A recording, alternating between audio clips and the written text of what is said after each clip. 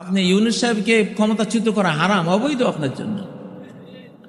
ও আসছে নবুয়ত, নবী যেভাবে আল্লাহ চয়েস করেন ওই সিস্টেমে সে আসছে।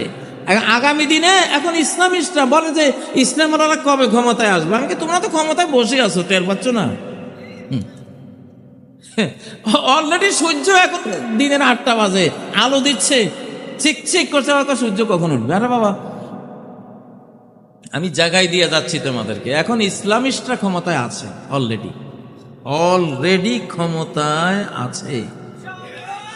অলরেডি ইসলাম ধর্মপ্রাণরা, ইসলামিকরা, বাংলাদেশ প্রেমিকরা ক্ষমতায় আছে স্টিল নাও। ইউনূসকে আপনি ক্ষমতাচ্যুত করতে পারবেন না, তো ওনাকে আপনি ক্ষমতায় আনেন নাই। ছাত্ররা, জনগণ মিলে 10% ভূমিকা ছিল। কয় পার্সেন্ট?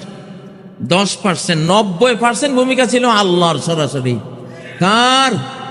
আল্লাহ, ডাইরেক্ট। ইউনূস সাহেব যেই সিস্টেমে কাজ করতেছেন, এটাও আলা মিনহাজিন নবুওয়া।